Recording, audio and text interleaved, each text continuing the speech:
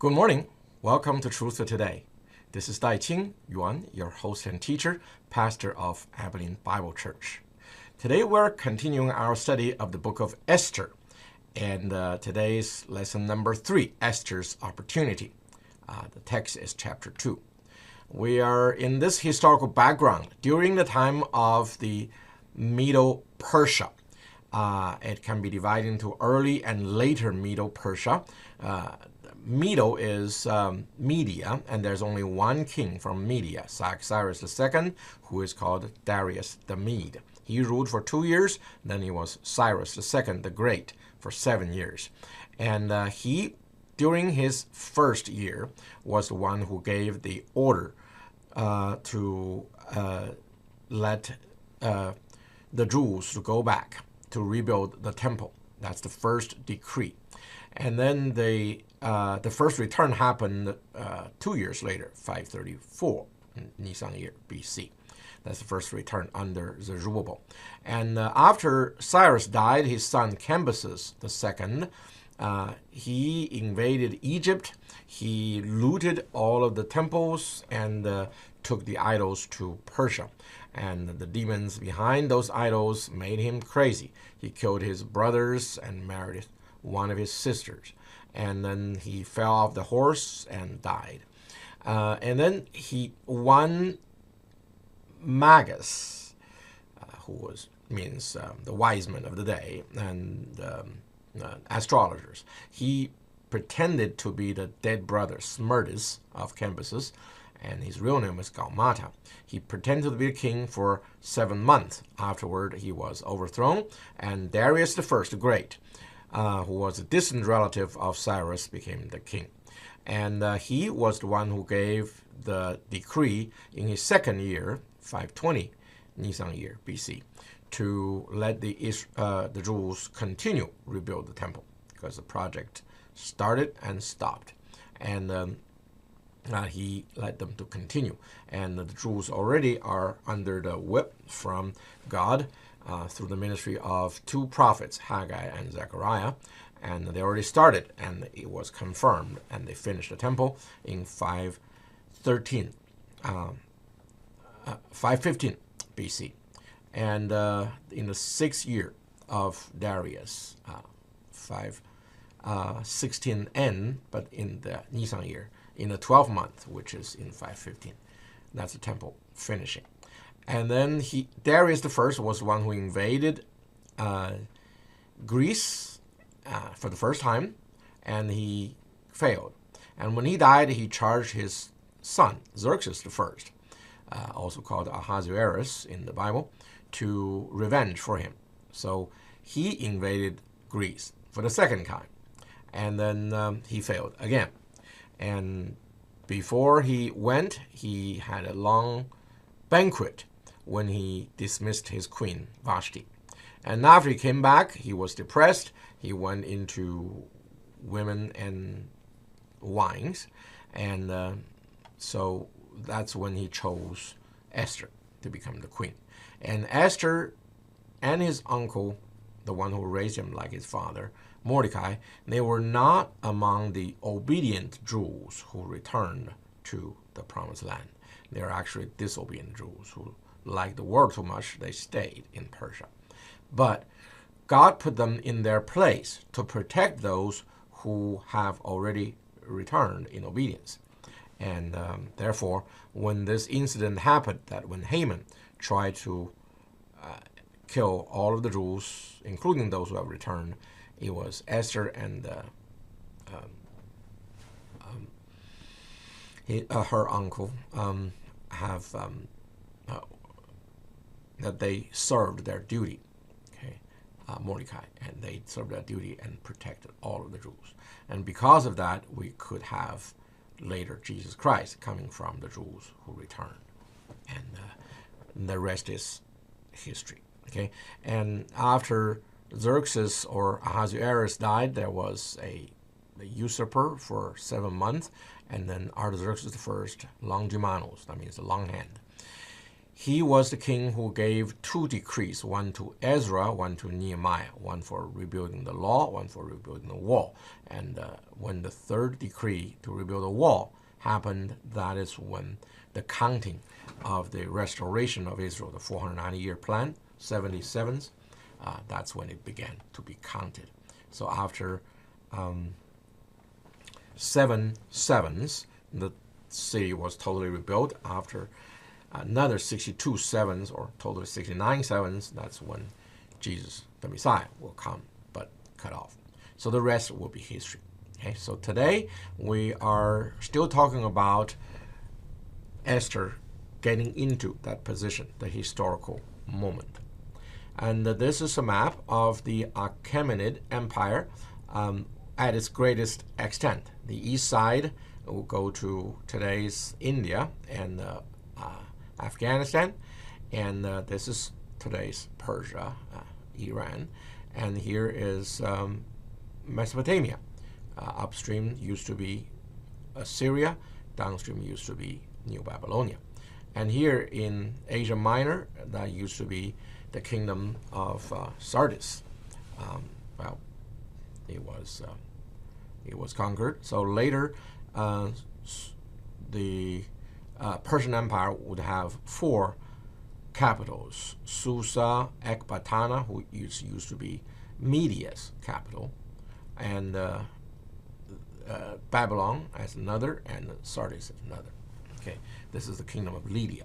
Okay, its capital was Sardis, and here is Egypt. Okay, and here is Syria, and here is today's Israel. Okay, and then this is a map of the second Persian invasion. They went by land, and then finally lost it at Plataea. And they also went by the sea, and they met a wind, and then they lost a lot of ships, and the rest of them lost at the Battle of Salamis. So after that, Persia withdrew. Okay, lost again. And they were trying to conquer Greece. Okay, Greece was the city. It's kind of a union of city-states. That's a little country right outside of that huge empire. But somehow Persia could not conquer Greece. And there's twice. And that, some people say, is the preservation of Western democracy against Eastern despotism. That may be an overstatement, but these are indeed turning points of history. Okay, so now let's go into chapter 2:1. After these things, when the anger of King Ahasuerus had subsided, he remembered Vashti and what she had done and what had been decreed against her. So these things refer to the second invasion of Greece by Persia under Xerxes I, or Ahasuerus, in 482 through 479 BC, which Persia failed miserably. Xerxes had a grand self-image. For example, Herodotus recorded that he ordered to whip the sea so that his ships may sail with good wind. The humiliation pushed him into depression, which he tried to console with wine and women. And he had a harem, but he needed a queen who is beautiful to see and admire him without judging him. So verse 2 through 3. Then the king's attendants who served him said, "Let beautiful young virgins be sought for the king. Let the king appoint overseers in all the provinces of his kingdom, that they may gather every beautiful young virgin to the citadel of Susa, to the harem, into the custody of Haggai, the king's eunuch, who is in charge of the women." So in the 127 provinces of many ethnicities, it is not that hard to find beautiful women. Let there be a beauty pageant. So the local officials will do the primary selection. The girls would be permanently dedicated as the king's women. They can be maids, concubines, wives, or the queen, depending on their luck. fortune. So let the king select, and let their cosmetics be given them. Then let the young lady who pleases the king be queen in place of Vashti. And the matter pleased the king, and he did accordingly. Okay, so the eunuchs would teach the girls to become beautiful. The king would give grace to these selected virgins. The one who pleases the king the most, he can select as the queen. And the king was happy with the suggestion, for it comforts the wounded soul of an egomaniac. He also turned out to be magnificent and magnanimous, which we will see later. The main character, Mordecai. Now, there was at the citadel in Susa a Jew, whose name was Mordecai, the son of Jair, the son of Shimei, the son of Kish, a Benjamite, who had been taken into exile from Jerusalem with the captives who had been exiled with Jeconiah, king of Judah, whom Nebuchadnezzar, the king of Babylon, had exiled. So Susa was one of the 4 capitals of the Medo-Persian Empire, with Sardis, Ecbatana, and Persepolis. Okay, not Babylon, Persepolis. Mordecai, now in 479 BC, was a Jew. His ancestors were Judeans taken to Babylon in 597 BC. They did not return to Judea in 534 BC. And now this is a time of 470-ish. Okay, he was a Benjamite of the same tribe as King Saul and later Apostle Paul. Personality was adventurous, bold, and calculated, and cruel if necessary. Okay, among his ancestors we can see the name Shimei, Kish, and Jair. They are all ancient names, and Shimei was one of the persons who cursed David and later was restricted by King David to live only in Jerusalem, and later when Jerusalem was occupied by the rebellious Absalom, he also left the city, and later David, I think, put him to death. Kish was one of the ancestors of the King Saul. Anyway, Benjamites are known to have these personalities. They're brave, and they're cruel, adventurous, and bold, and calculated. Yeah, so that's Benjamite personality. And in the verses 5 to 7, now it's verse 7 actually. We did verse 5 through 6 already. So let's modify that. And that's all because we made modifications. Esther 2:7. Hadassah, he was bringing up Hadassah, that is Esther, his uncle's daughter, for she had no father or mother. Now the young lady was beautiful of form and face, and when her father and her mother died, Mordecai took her as his own daughter. Okay, so Hadassah was the name, means myrtle. Okay, Hadassah is a Hebrew name. Esther means Ishtar, the queen of heaven. That is a pagan and a popular name at that time. Esther was an orphan. He was a cousin of Mordecai, of the same generation, but with great age difference. So that, because she was the daughter of Mordecai's uncle, so actually a cousin of the same generation. But Mordecai was much greater than Esther, and he raised her up as if his daughter. Okay, and Mordecai raised Esther like his daughter, so Esther loved and esteemed Mordecai like to her father. Now, Esther entered the beauty pageant. Verse 8. So it came about, when the command and decree of the king were heard, and many young ladies were gathered to the citadel of Susa into the custody of Haggai, that Esther was taken to the king's palace into the custody of Haggai, who was in charge of the woman. Okay. Mordecai and Esther were not spiritual or religious people who would have returned to the Holy Land in 534 BC under the leadership of Zerubbabel. Okay. They loved the country they lived in, and they stayed and adopted the local cultures.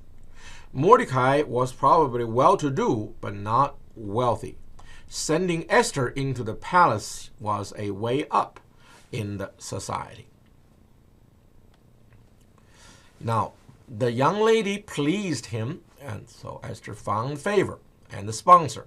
Verse 9. Now the young lady pleased him and found favor with him. So he quickly provided her with her cosmetics and food, and gave her 7 choice maids from the king's palace, and transferred her and her maids to the best place in the harem. Okay. It happened that Esther was found pleasing in the eyes of Haggai the eunuch, in charge, who probably knew the king's taste and need better than others. He put extra efforts on training and serving Esther, perhaps knowing that she is more likely than others to become the queen, for she is both physically beautiful and pleasing in character, personality. She was submissive, kind, gentle, humble, and yet dignified and noble. So, verse 10, it was a private family venture.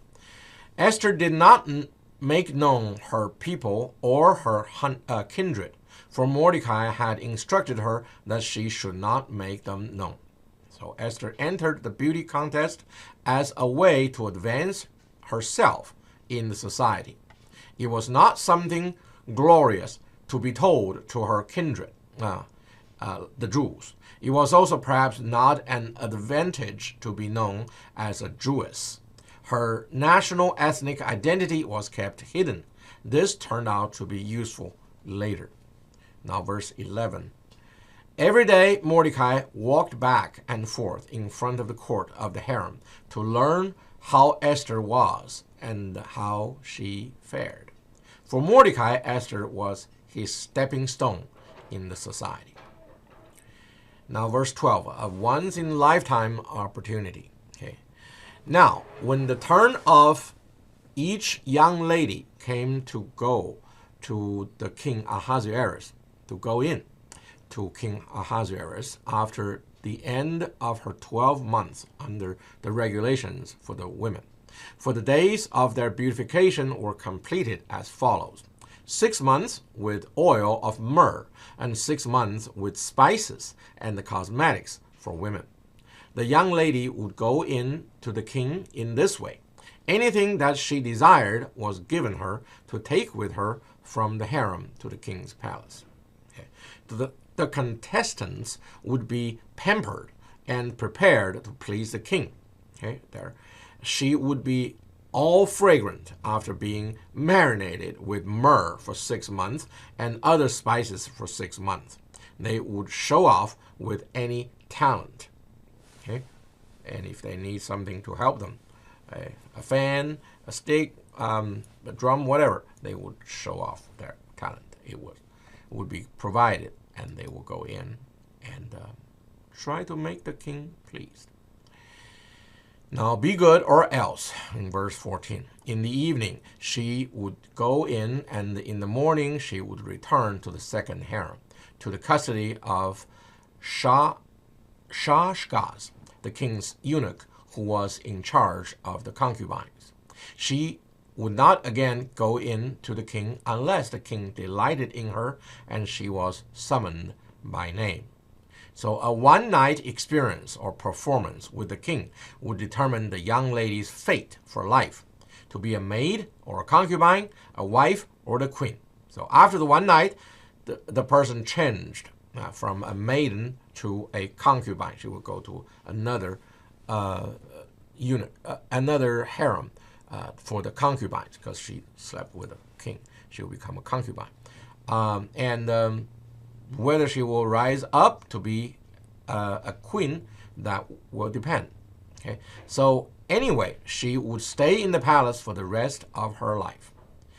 Shashgaz was the eunuch in charge of the discarded women in the second harem. It would not be good to be turned into his charge. Okay.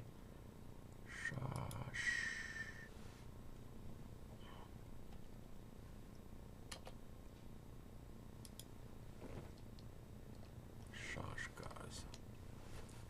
Okay.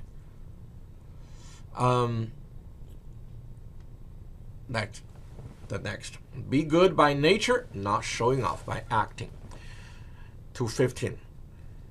Now, when the turn of Esther, the daughter of Abigail, the uncle of Mordecai, who had taken her as his daughter, Abihail, the king of Mordecai, who has taken her as his daughter, came to go in to the king. She did not request anything except what Haggai, the king's eunuch, who was in charge of the women, advised. And Esther found favor in the eyes of all who saw her. Okay. Esther was advised by her sponsor, Haggai, the eunuch, in charge of the selection process for the queen. She was a natural beauty, good character and pleasing personality. She just needed to be herself. So after seeing many women who show off, the king would feel refreshed seeing Esther, a natural beauty, and not showing off, not aggressive, not calculating, and not grabbing. Okay. So the time of the event, verse 16. So Esther was taken to the king Ahasuerus to his royal palace in the 10th month, which is the month of Tebeth, in the 7th year of his reign. Tebeth was the 10th month.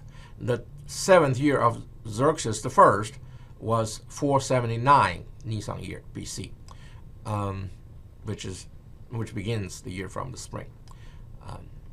It's the new moon closest to the vernal equinox. Right after that new moon was observed before sunset, the next day would be the head of the year.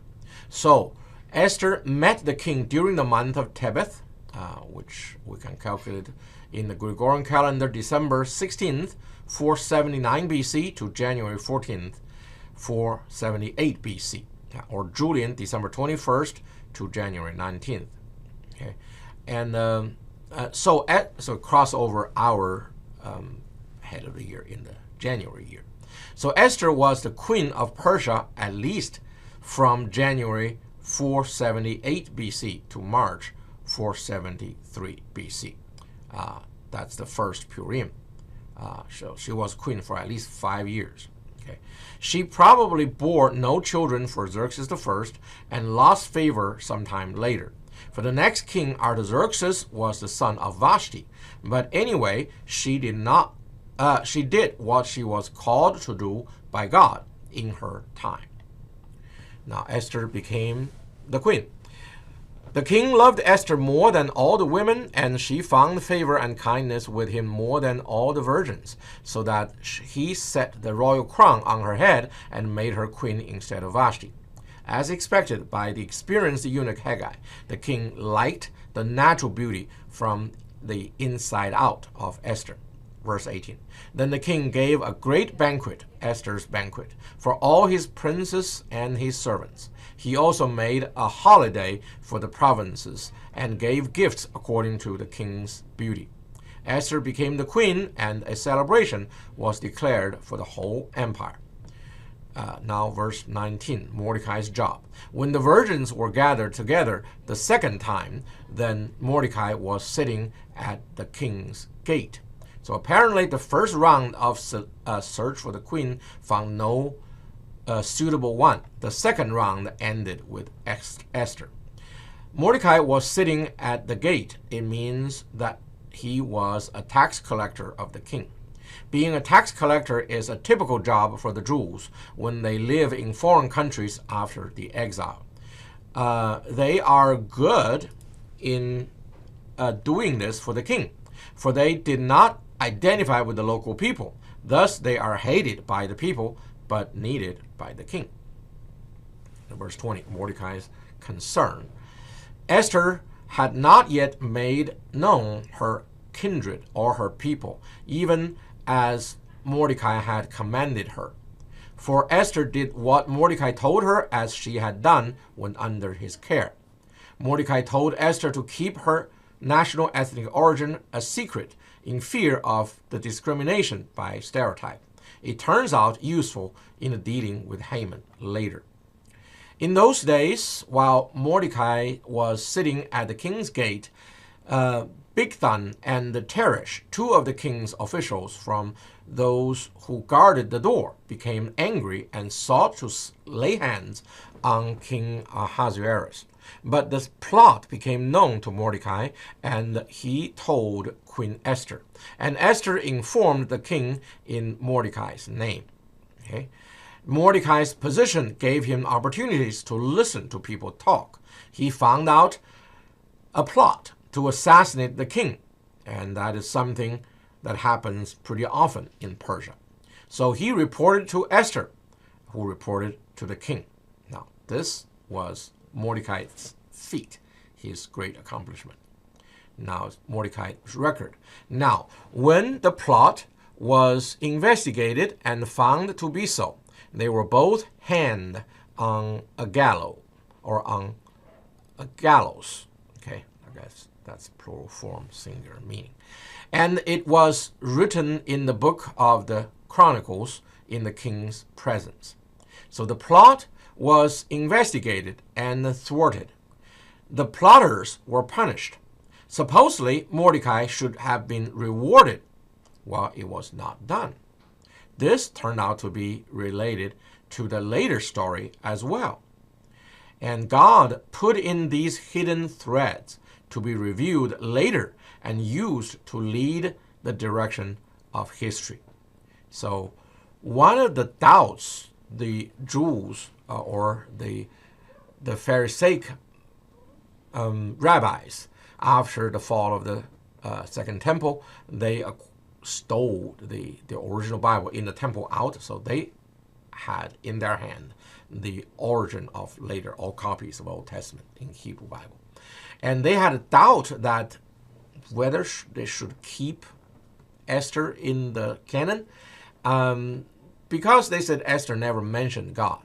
However, from what we have just seen, God has chosen these people, and God has laid these threads for the later story. And we can see God is behind everything in the story of Esther. And that's why it should have been kept there. May God bless his name. Amen.